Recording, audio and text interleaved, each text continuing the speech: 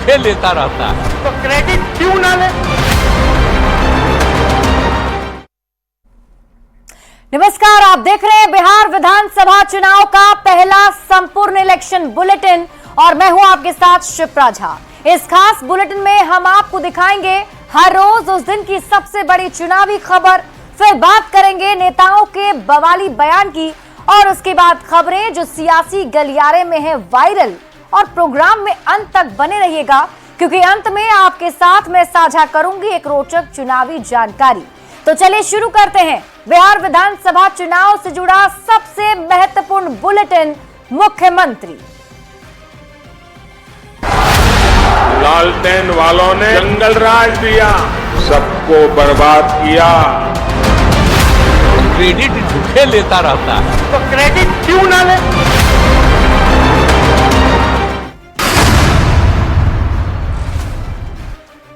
और शुरुआत करेंगे आज की सबसे बड़ी चुनावी खबर के साथ। लोकसभा में विपक्ष के जोरदार हंगामे के बीच सरकार ने वक्फ संशोधन विधेयक पेश कर दिया है।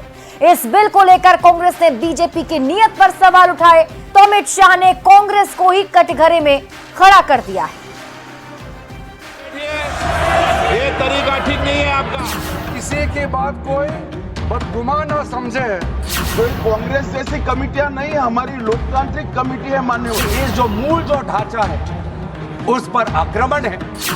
शोर शराबा, शेरो शायरी और सांसदों के हंगामे के बीच संसद में वक्फ संशोधन बिल पेश कर दिया गया। अध्यक्ष महोदय, किसी की बात कोई।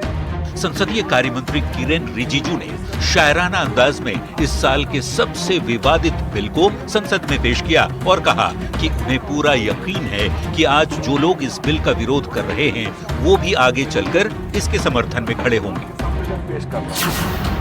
अध्यक्ष महोदय, किसी की बात कोई बदगुमान न समझे।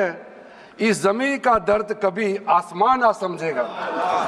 ये मैं दिल से कह रहा हूं क्योंकि अच्छा सोच के साथ, बड़ा दिल के साथ, खुले मन से मैं ये प्रस्ताव आपके सामने में पेश कर रहा हूं। पर कांग्रेस को रिजिजू के दावे पर भरोसा नहीं। कांग्रेस का कहना है कि बीजेपी की नजर वक्फ की जमीन पर है और वो इस बिल के जरिए अपने 4 एजेंडे साधना चाहते हैं। ये बिल आज इस संविधान के इस जो मूल जो ढांचा है उस पर आक्रमण है और इनकी जो पूरा जो भाषण था वो हमारे संविधान के इस मौलिक अधिकार पर, हमारे संघीय ढांचे पर एक आक्रमण था। और चौथा इनका उद्देश्य डाइल्यूट, डिफेम, डिवाइड और चौथा इनका उद्देश्य है to disenfranchise the minority communities. Waqf संशोधन बिल को लेकर विपक्ष संसद में हंगामा कर रहा था। इसी दौरान केंद्रीय गृह मंत्री अमित शाह ने मोर्चा संभाला और फिर कांग्रेस को ही कटघरे में खड़ा कर दिया। अमित शाह ने कहा, इस बिल को संयुक्त संसदीय समिति को दिया गया। हमारे पास कांग्रेस जैसी समिति नहीं, हमारे पास लोकतांत्रिक समिति है जो विचार मंथन करती है। का ही आग्रह था कि कमिटी, ज्वाइंट पार्लियामेंट्री कमिटी बने। अगर कमिटी ने कोई बदलाव ही नहीं करने हैं तो ये कांग्रेस जैसी कमिटियां नहीं, हमारी लोकतांत्रिक कमेटी है मान्यवर, जो दिमाग चलाती है। कांग्रेस के जमाने में कमिटियां होती थी जो थप्पा लगाती थी। हमारी कमेटी चर्चा करती है, चर्चा के आधार पर विचार करती है और परिवर्तन करती है। वक्फ संशोधन बिल को लेकर संसद के बाहर और भीतर दोनों जगह प्रदर्शन हो रहा है। बीजेपी दावा कर रही है कि बिल को लेकर विपक्ष भ्रम फैला रहा है तो कांग्रेस इसे बीजेपी की सांप्रदायिक साजिश बता रही है। Bureau report, news 18। ये चुनावी साल में पोस्टर वॉर की पॉलिटिक्स जारी है और इस बार जेडीयू ने पोस्टर लगाए हैं और निशाने पर है आरजेडी। जेडीयू ने लालू प्रसाद के कार्यकाल को कटघरे में खड़ा करते हुए नारे लिखे हैं और लालू प्रसाद के कार्यकाल की तुलना नीतीश कुमार के शासन से कर दी है।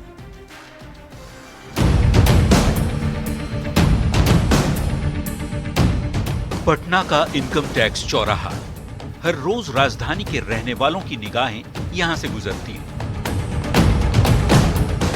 और यही वजह है कि जब भी पोस्टर वॉर की पॉलिटिक्स होती है, सबसे पहले पटता है यही इनकम टैक्स चौराहा। इस बार पोस्टर जेडीयू की ओर से लगाए गए हैं, वो भी एक नहीं दो। पहले पोस्टर के जरिए लालू प्रसाद के कार्यकाल पर सवाल खड़े किए गए, तो दूसरे में नीतीश सरकार की उपलब्धियां गिनाई गई। लालू राज में धार्मिक दंगा दहशत और डर का राज, यही था लालू का अंदाज। यानी कि लालू यादव जब मुख्यमंत्री थे, उनके राज में क्या कुछ हुआ है उसके बारे में विस्तार से बताया गया। और ठीक दाहिनी ओर एक और तस्वीर दिखा रहे, एकता की रोशनी, नफरत की हार, शांति और सद्भाव का बिहार, अमन चैन की चले बयार, जब नीतीश जी की है सरकार। इन पोस्टर्स में बताया गया है कि लालू यादव के शासनकाल में 1991 से लेकर 2003 तक धार्मिक उन्माद से दंगे हुए थे, जिसमें कई लोगों की जान गई और सरकार उसे रोकने में असफल रही। अमन और सुकून नीतीश कुमार जी का पर्याय, दंगा फसाद उन्माद और अपराधियों को सजा नहीं, उन्मादियों को सजा नहीं, उन्मादियों पर कार्रवाई नहीं, यही तो आपके लालू राबड़ी राज का महत्वपूर्ण पक्ष था। जुबान तो खोलना पड़ेगा। बीजेपी का कहना है कि नीतीश कुमार के कार्यकाल में जितना बदलाव हुआ है, उस पर एक किताब लिखी जा सकती है। बिहार की जनता भी इस बदलाव को साफ देख पा रही है। तो बिहार की जनता जागरूक है, वो तुलनात्मक अध्ययन करके बिहार के आने वाले जनरेशन को ये बताना चाहती है कि एक वो सरकार थी जिसने बिहार को कितना पीछे ढकेल दिया था, और एक नीतीश कुमार जी की सरकार है जो बिहार को लगातार विकास की ओर ले जा रही है। इस पोस्टर वॉर की शुरुआत भले ही जेडीयू ने की, पर इसकी चिंगारी को भड़काया था नेता प्रतिपक्ष तेजस्वी यादव के एक बयान ने। वो भी सुन लीजिए। अगर आप लोग भी उनके पूरे वक्तव्य का अगर निकाल करके देखें तो केवल लालू जी को कोसता और जंगल राज की बात करना, बिहार के बारे में वो कोई जानकारी लेकर के नहीं आए। दरअसल तेजस्वी यादव ने मंगलवार को मुख्यमंत्री नीतीश कुमार पर निशाना साधते हुए कहा था कि उनका काम केवल लालू प्रसाद को कोसना है, वो बिहार के बारे में कुछ नहीं जानते, जिस पर जेडीयू ने पोस्टर के जरिए पलटवार किया। न्यूज़ 18 के लिए पटना से आनंद अमृतराज के साथ ब्यूरो रिपोर्ट।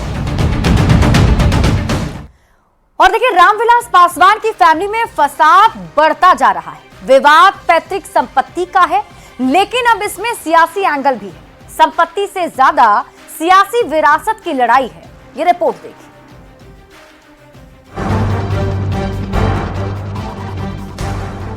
जाए लागलो हो तो जाए लागलो हो तो कठोर में जहां ऊपर रूम में ताला लगा दे। घटिया राजनीति का नजारा पेश किया है। पासवान परिवार में फसाद बढ़ता जा रहा है। विवाद रामविलास पासवान की पैतृक संपत्ति को लेकर है, लेकिन इसका सियासी एंगल भी है। रामविलास पासवान की पहली पत्नी राजकुमारी देवी ने अपनी देवरानी पशुपति पारस और रामचंद्र पासवान की पत्नी पर बेडरूम और बाथरूम में ताला लगाने और सामान फेंकने का आरोप लगाया। अब अलौली थाना में लिखित शिकायत पर पशुपति कुमार पारस की पत्नी शोभा देवी और रामचंद्र पासवान की पत्नी सुनैना देवी समेत 5 लोगों पर प्राथमिकी दर्ज हो गई है। आवेदन में राजकुमारी देवी की तरफ से कहा गया है कि उनकी 2 देवरानियों ने ड्राइवर और बॉडीगार्ड के सहयोग से उनके कमरे से कपड़े, बिछावन और जेवरात निकालकर बाहर फेंक दिए। इसके साथ ही उनके बेडरूम और बाथरूम में ताला लगा दिया गया।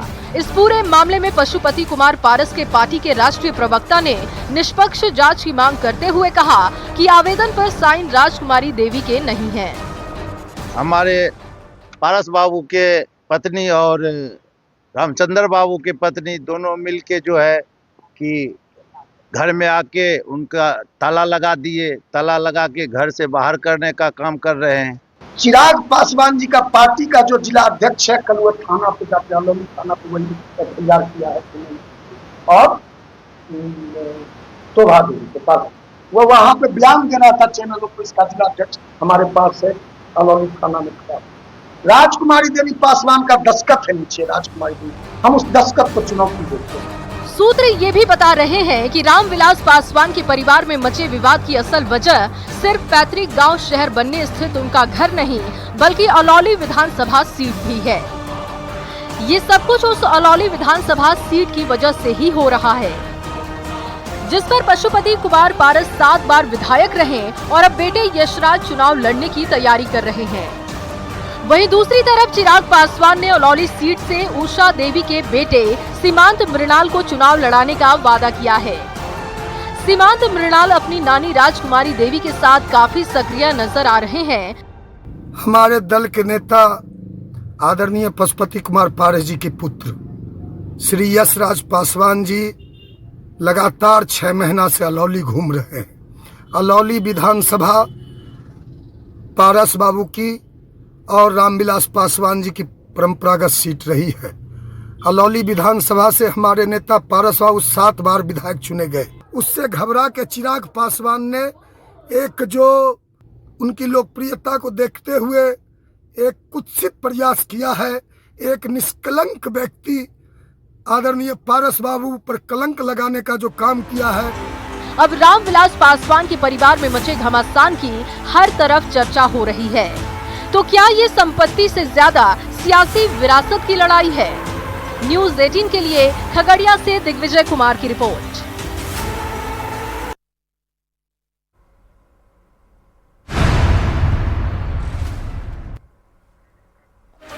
और मुख्यमंत्री में अब बारी है बयान बवाली की। तो देखिए, आज बिहार की राजनीति में एक इच्छाधारी की एंट्री हो गई है। राजस्व एवं भूमि सुधार मंत्री संजय सरावगी ने एक ऐसा बयान दिया है जिस पर बवाल मच गया है। आखिर उन्होंने ऐसा क्या कहा, आप खुद सुन लीजिए। इच्छाधारी सनातनी की तरह है। इच्छाधारी नाग के बारे में तो आपने सुना ही होगा। एक ऐसा नाग जो अपनी इच्छा के अनुसार कोई भी रूप ले सकता है। पर बिहार में इच्छाधारी सनातनी की सियासत हो रही है। जी हाँ, दरभंगा से विधायक और बिहार सरकार के राजस्व एवं भूमि सुधार मंत्री संजय सरावगी ने बिहार के नेता प्रतिपक्ष तेजस्वी यादव को इच्छाधारी सनातनी बता दिया है। मुसलमानों के हित में यह है, और विपक्ष जो है मुसलमानों का हितैषी नहीं है, वो तो मुसलमानों को बरगलाने का काम करता है। और तेजस्वी यादव की आप बात करते हैं, वो तो इच्छाधारी नाग की तरह है, इच्छाधारी सनातनी की तरह है कि मंदिर में गए, टिक्का लगाए और उसके बगल में 10 डेग पर गए, टिक्का हटा के टोपी पहन ली। और नाग जब डसता है तो एक आदमी पर जहर फैलता है, एक आदमी जो है उससे जो है प्रताड़ित होता है। लेकिन इन लोगों की भाषा से जो पूरे समाज को डसने का काम कर रहे हैं, अब पूरे समाज जो है इनसे बरगलाता है और प्रताड़ित होता है। तेजस्वी यादव की तुलना इच्छाधारी नाग से करते ही आरजेडी भड़क उठी। असल संजय सरावगी नए मंत्री बने हैं और सनातनी फांसीवाद पृष्ठभूमि से इनका नाता है, इनका डीएनए भी वही है। सनातन से क्या मतलब भाजपाइयों को? इस देश में हर धर्म के लोगों का जीने का भी अधिकार है और धर्म को अपनाने का किसी व्यक्ति का उसकी अपनी स्वतंत्रता है। सनातन को कमजोर करने वाली भारतीय जनता पार्टी देश भर में सनातन के नाम पर जो दुकान चलाती है, बल्कि आदमी कुकृत्य को अंजाम दे। दरअसल ये बयान संजय सरावगी ने वक्फ बिल को लेकर आरजेडी के विरोध पर दिया, जिस पर अब बवाल मच गया है। न्यूज़ 18 के लिए पटना से संवाददाता अमित कुमार और दरभंगा से विपिन कुमार दास की रिपोर्ट।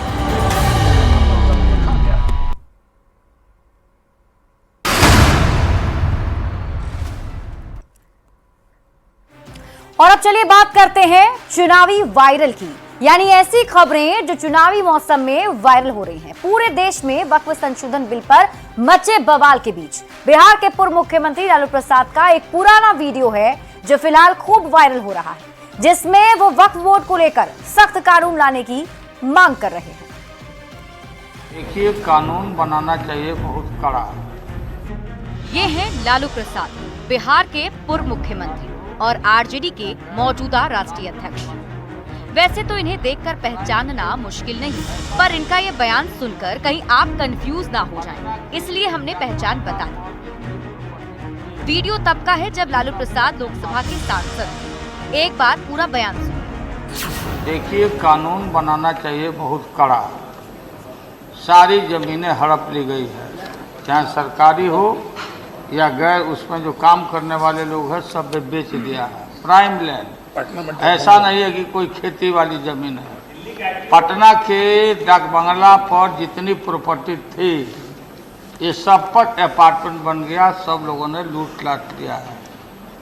आगे से खैर अब तो लाइए इसको पास हम लोग कर देते हैं संशोधन आपका, लेकिन आगे से कड़ाई के साथ जो भी बल्लियां बना रहे हैं। सुना आपने। अब गौर करने वाली बात यह है कि लालू प्रसाद आरजेडी के अध्यक्ष हैं और आरजेडी वक्फ बिल का विरोध कर रही है, पर लालू प्रसाद साफ तौर पर वक्फ को लेकर सख्त कानून की मांग कर रहे हैं। अब लालू प्रसाद के इस बयान पर आरजेडी सफाई दे रहा है। कड़े कानून की बात की है उन्होंने। स्पष्टता कहा है कि वक्फ की संपत्तियां जो डाक बंगला के इर्द गिर्द है, जो सिया वक्फ बोर्ड की जमीन है, उस पर दूसरे लोग कब्जा कर रहे हैं, उनसे बचाने के लिए कड़े कानून की आवश्यकता है। और उन्होंने वक्फ के अधिकार पे किसी तरह की कटौती की बात नहीं की थी। लालू प्रसाद का ये बयान वायरल होते ही सम्राट चौधरी और मांझी ने एक्स पर पोस्ट कर चुटकी ली, तो अमित शाह ने कहा कि पीएम मोदी ने लालू की मुराद पूरी कर दी। लालू प्रसाद की इच्छा इन्होंने तो पूरी नहीं की, नरेंद्र मोदी जी ने पूरी कर दी। ये लालू जी ने कहा था एक कड़ा कानून लाइए। वक्फ संशोधन बिल पर गरमाई सियासत के बीच लालू प्रसाद का ये वीडियो खूब वायरल हो रहा है। इससे आरजेडी सकते में पड़ गई है, तो एनडीए को निशाना साधने का एक और बहाना मिल गया है। पटना से संवाददाता रवि एस नारायण के साथ ब्यूरो रिपोर्ट, न्यूज़ 18। और चलिए अब तेज रफ्तार में देख लेते हैं चुनाव से जुड़ी 25 खबरें। चुनाव 25